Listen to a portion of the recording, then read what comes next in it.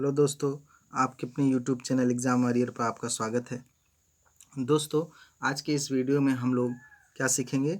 Number of prime factor, अभाज्य गुणनखंडों की संख्या ज्ञात करना सीखेंगे। उसके बाद कुल गुणनखंडों की संख्या ज्ञात करना सीखेंगे। तो सबसे पहले आइए हम लोग सीखेंगे अभाज्य गुणनखंडों की संख्या। अभाज्य गुणनखंड, अभाज्य से ही पता चल रहा है अभाज्य संख्याओं का गुणनखंड करना है किसी भी संख्या का। ठीक है, सबसे पहले हम जान लीजिए अभाज्य संख्या क्या है। अभाज्य संख्या वे संख्याएं जो केवल स्वयं और एक से ही कटे और किसी भी संख्या से न विभाजित हो, वो क्या हो जाएंगी? अभाज्य संख्या। जैसे 2 हुआ, जैसे 2,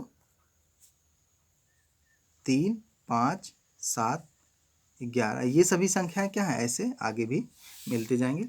ये सभी संख्या क्या? अभाज्य संख्या है। अभाज्य सबसे छोटी अभाज्य संख्या क्या है? 2 है। देखिए ये 2 एक से कटेगा और या फिर 2 ही से कटेगा और किसी भी संख्या से नहीं कटेगा। ऐसी सारी सभी संख्याएं क्या हैं? अभाज्य संख्या है जो एक से कटे और स्वयं से कटे और किसी भी संख्या से न कटे, वो संख्या क्या होंगी? अभाज्य संख्या। अब अभाज्य गुणनखंडों की संख्या, जैसे अभाज्य गुणनखंडों की संख्या 12 एग्जाम्पल ले रहे हैं। तो 12 में क्या है? हमको 12 को ऐसे तोड़ना है कि क्या हो जाए? सभी संख्याएं अभाज्य गुणनखंड के रूप में हो जाएं। तो हम इनको जानते हैं 4 गुणे 3 होता है। 4 गुणे 3, तो 4 को भी हम क्या तोड़ लेंगे? 4 गुणे 2 गुणे 2 गुणे 3। अब घात कुछ नहीं लिखा हो तो 1 होता है। सभी का घात क्या होता है? 1 होता है। अब ये देखिए 12 क्या हो गया? टूट गया किसमें? अभाज्य गुणनखंडों की संख्या में। 2 भी अभाज्य है, 3 भी अभाज्य है। तो देखिए अब क्या करेंगे? घात को हम जोड़ लेंगे। घात को हम क्या कर लेंगे? जोड़ लेंगे। तो इसको हम क्या लिख सकते हैं? अभाज्य गुणनखंडों की संख्या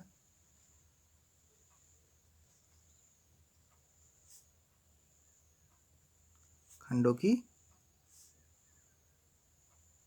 संख्या। अभाज्य गुणनखंडों की संख्या कितनी हो जाएगी? 1 1 2, 2 1 3। अभाज्य गुणनखंडों की संख्या। इसको और भी आगे मॉडिफाई करके लिख सकते हैं। अब आधार बराबर होता है तो क्या होता है? घात जुड़ जाता है। पिछले वीडियो में बताया जा चुका है। 2 के घाते 1 1 कितना हो जाएगा? 2 गुणे 3 के घाते 1। मैंने बताया था पिछले वीडियो में यक्स की पावर यम है गुणे यक्स की पावर एन है, तो क्या हो जाएगा? यक्स की पावर यम प्लस एन हो जाएगा। ठीक ना? तो घात क्या हो जाता है? जुड़ जाता है, आधार बराबर होता है और उस पर जो चिन्ह भी रहता है उसी हिसाब से जुड़ या घट जाता है। जैसे यक्स की पावर एम है गुणे एक्स की पावर माइनस एन है, तो क्या हो जाएगा? यक्स की पावर यम माइनस एन हो जाएगा। इस चिन्ह के साथ जुड़ या घट जाता है, आधार बराबर होता है। तो ठीक है ना? अभाज्य गुणनखंडों की संख्या कितनी आ गई? 3 आ गया। 2 1 3, 2 बार किसका गुणा है? 2 का, और 1 बार 3 का गुणा है। तो अभाज्य गुणनखंडों की संख्या कितनी हो गई? 3। अब कुल गुणनखंडों की संख्या, कुल गुणनखंडों की संख्या। कुल गुणनखंडों की संख्या कैसे निकालेंगे? देखिए अब हमने अभाज्य गुणनखंडों की संख्या निकाल लिया है। तो देख लीजिए क्या करेंगे? बस घात में 1 1 जोड़ देंगे। यहाँ पर क्या है? कुल गुणनखंडों की संख्या कितनी हो जाएगी? 2 1 3, 2 1 3 गुणे 1 1 2। ठीक ना? 3 दूनी 6। कुल गुणनखंडों की संख्या कितनी हो जाएगी? 6। अब देख लेते हैं 12 में कुल गुणनखंडों की संख्या 6 क्या है? 12 किससे कटेगा? 12 किससे कटेगा? 12 किससे कटे? 1 से कटेगा, 2 से कटेगा, 3 से, 4 से, 6 से और 12। यही 6 संख्याएं क्या है? कुल गुणनखंड है। यही 6 संख्याएं क्या है? कुल गुणनखंड है, जिससे क्या हो जाएगा? 12 पूरी तरह विभाजित हो जाएगा। अभाज्य गुणनखंडों की संख्या क्या है? 3 है। अब देख लीजिए अगला एग्जाम्पल 48 ले लेता हूँ। 48 हमको पता है 16 गुणे 3 होता है। तो 16 क्या होता है? 2 का गुणा 4 बार। 2 का गुणा 4 बार क्या हो जाएगा? 2 के घाते 4 गुणे 3 के घाते 1। अभाज्य गुणनखंडों की संख्या 4 1 5। अभाज्य गुणनखंडों की संख्या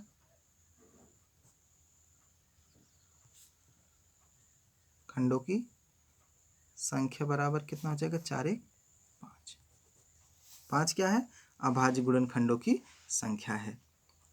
अब कुल गुणनखंडों की संख्या,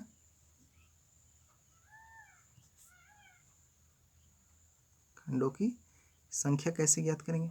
घात मिल गया, घात में क्या करेंगे? 2 के घात में 4 है तो 2 के घात में 4 है तो 4 में 1 जोड़ेंगे, 4 धन 1, और 3 के घात 1 है तो कितना हो जाएगा? 3 के घात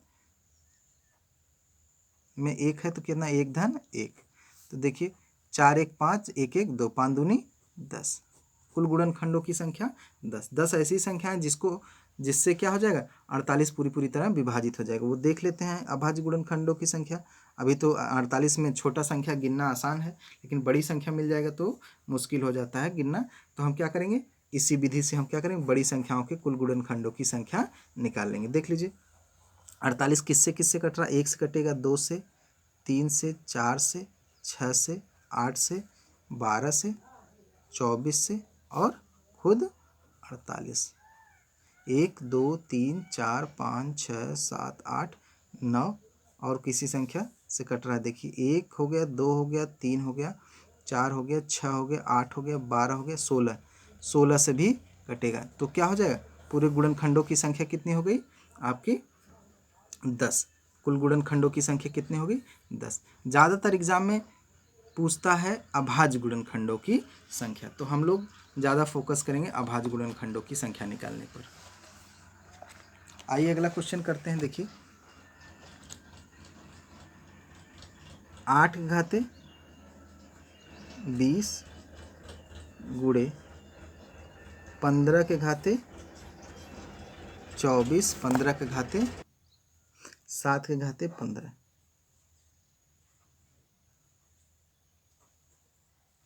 7 के घाते 15। अब देखिए ये तो अभाज्य में है ही है। अब इन दोनों को क्या हो जाएगा? ये सभी क्या है? भाज्य हैं। अब इनको क्या करना होगा? हमको अभाज्य में तोड़ना होगा।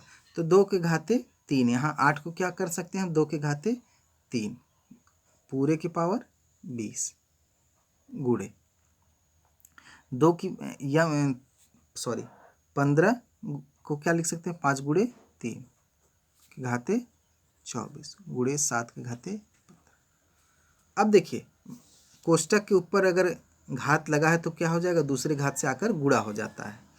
तो देखिए 20 तिहाई 60, 2 के घाते 60 गुणे, ये देखिए अगर x गुणे y की पावर n है तो क्या हो जाएगा? x की पावर n गुणे y की पावर n हो जाता है। ठीक ना? घात आकर दोनों पर लग जाता है। तो 5 के घाते 24 गुणे 3 के घाते 24 गुणे 7 के घाते 15। अब सभी संख्याएं क्या हो जाएगी? आधार क्या हो गए? अभाज्य संख्याओं के गुणनखंड में टूट गए। अब क्या करेंगे? घात को हम जोड़ लेंगे तो हमारा आंसर मिल जाएगा। ठीक, चलिए देखते हैं। 20 तिहाई 60 अभाज्य गुणनखंडों की संख्या कितना हो जाएगा? 60 धन 24 24 48 धन 15। अब जोड़ लेंगे तो कितना हो जाएगा? 48 15 कितना हो जाएगा? 63 और 60 123। ये क्या है? अभाज्य गुणनखंडों की संख्या। अभाज्य गुणनखंडों की सबसे पहले क्या करेंगे? हम आधार को अभाज्य संख्याओं में तोड़ लेंगे। उसके बाद आसानी से हम लोग क्या करेंगे? घात को जोड़ लेंगे। बस वही हो जाएगा क्या? अभाज्य गुणनखंडों की संख्या। अगला क्वेश्चन देख लेते हैं।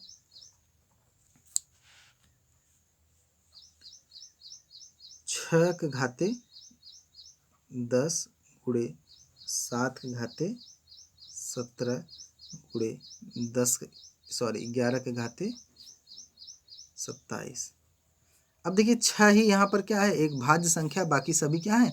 अभाज्य है। तो 6 को हम किस में तोड़ेंगे? अभाज्य में। 3 दूनी 6, 3 दूनी 6, 3 गुणे 2 के घाते 10 गुणे 7 के घाते 17 गुणे 11 के घाते 27।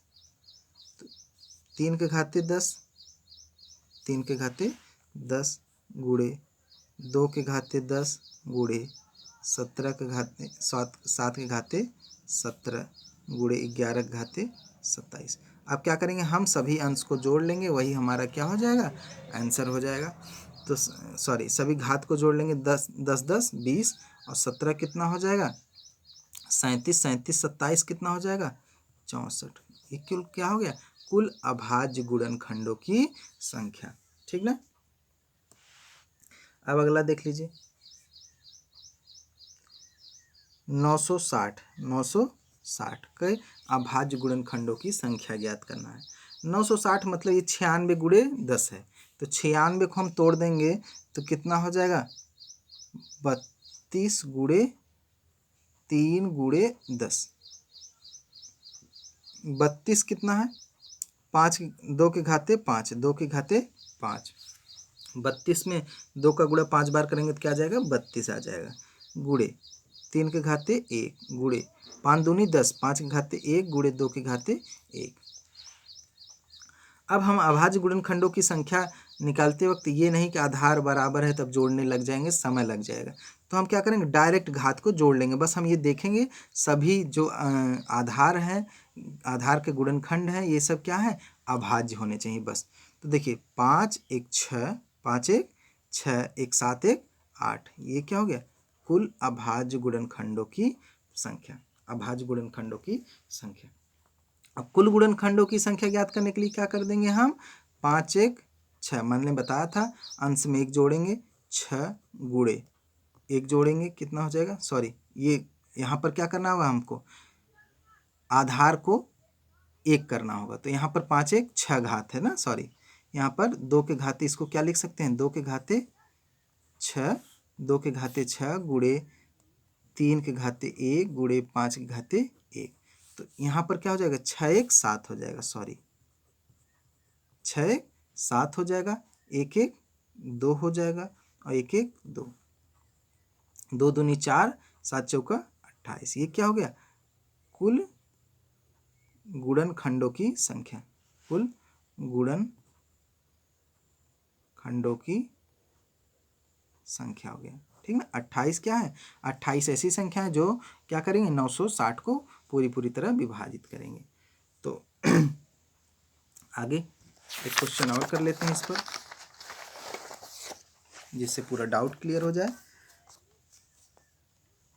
3.5 3.5 के घाते 12 गुणे 2.7 के घाते 10 गुणे 10 के घाते 25। अब ये दशमलव में है तो इसको क्या करेंगे, हम भिन्न में बदलेंगे। तो दशमलव जहाँ रहता है वहाँ पर 1 लिखते हैं और बाकी उसके दाहिने तरफ जितनी भी संख्या उतना 0 लिख देते हैं। तो 35 दशमलव के नीचे 1 लिखा और उसके बाद 5 है तो क्या लिखा है, 0 लिख दिए। 35/10 के घाते 12 गुणे 27/10 के घाते 10 गुणे 10 के घाते 25। अब देखिए x/y की पावर अगर n है तो क्या हो जाता है, x की पावर भी n हो जाता है और y की पावर भी n हो जाता है। अब देखिए 35 क्या है, 7 गुणे 5, 7 गुणे 5 के घाते 12। तो अगर 12 आकर इस पर लगेगा तो मैंने बताया था पहले ही कितना हो जाएगा, गुणा में अलग अलग लग जाता है। 7 के घाते 12, 5 के घाते 12 बटे 10 के घाते 12, अभी मैंने बताया अलग अलग हो जाता है। ठीक ना। गुणे 27 क्या है, 3 के घाते 3 होता है, 3 के घाते 3। तो 3 के घाते 3 का मतलब 3 के घाते 3 पूरे के घाते 10। ठीक, अगले स्टेप में तोड़ देंगे इसको। ठीक, और 10 के घाते 10 गुणे 10 के घाते 25। अब आधार बराबर है तो घात क्या हो जाएगा, जुड़ जाएगा। सॉरी 10 आधार बराबर है, 10 के घाते कितना हो जाएगा, 12 10 22। अब मैं एक और नियम बता दे रहा हूँ, जैसे नीचे 1/x की पावर n है तो ऊपर जाने के बाद क्या हो जाएगा, 1 गुणे x की पावर -n हो जाएगा। ये जो यहाँ पर घात प्लस है ऊपर जाएगा तो क्या हो जाता है, माइनस हो जाता है। तो देख लीजिए 7 गुणे 5 दोनों के घाते 12 गुणे 3 10 तिहाई 30, 3 के घाते 30 गुणे 10 के घाते 25। अब ये मैंने बताया था 10 के घाते 22 ऊपर जाकर क्या हो जाएगा, 10 के घाते -22, 10 के घाते -22 हो जाता है। चलिए देखते हैं।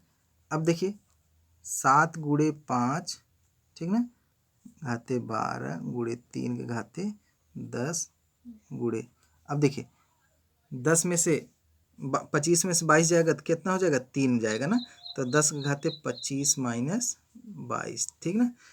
तो क्या हो गया आपका, मैंने बताया था आधार बराबर रहता है तो क्या होता है, घात जुड़ या घट जाता है चिन्ह के साथ, ठीक। 7 गुणे 5 घाते 12 गुणे 3 घाते 30 है, 30 गुणे 10 के घाते 3। चलिए अभी सभी देखिए अभाज्य में टूट गया, बस यही बाकी क्या है, अभाज्य में अभी तोड़ना बाकी है। तो 7 घाते 12 गुणे 5 घाते 12 गुणे 3 के घाते 30 गुणे 5 के घाते 3 गुणे 2 के घाते 3 हो जाएगा, 5 दूनी 10, घात दोनों पे लग जाएगा 3 3, ठीक। अब देख लीजिए हम क्या करेंगे, अभाज्य गुणनखंडों की संख्या 12 धन 12 धन 30 धन कितना हो जाएगा, 3 धन 3, घातों को क्या कर लेंगे, सभी का सम कर लेंगे, जोड़ लेंगे, तो ये क्या हो जाएगा आपका आंसर हो जाएगा 12 12 24 6 30 30 30 60। ये क्या हो गया आपके अभाज्य गुणनखंडों की संख्या। आशा करता हूँ आपको पूरी तरह से गुणनखंडों की संख्या, अभाज्य गुणनखंडों की संख्या निकालना पता चल गया होगा, और इस पर प्रैक्टिस करिए, जितना भी प्रैक्टिस करेंगे उतना ही शार्प होता जाएगा। ये समझाने के क्रम में क्वेश्चन जो है इतना लंबा हो गया है, बाकी है विदिन 10 सेकेंड का क्वेश्चन है, बहुत ज़्यादा लंबा नहीं। जितना प्रैक्टिस करेंगे उतना ही शार्पनेस आता जाएगा। प्रैक्टिस करने के लिए कोई पर्टिकुलर बुक नहीं, जो भी बुक मिले, गणित का कोई भी किताब मिले और इस टाइप का क्वेश्चन मिल जाए आप लगाइए, आसानी से हो जाएगा, ठीक ना। ज़्यादातर एग्जाम में अभाज्य गुणनखंडों की संख्या पूछता है, ठीक है। वीडियो अच्छा लगा हो तो लाइक करें, शेयर करें, कमेंट करें और सब्सक्राइब करें।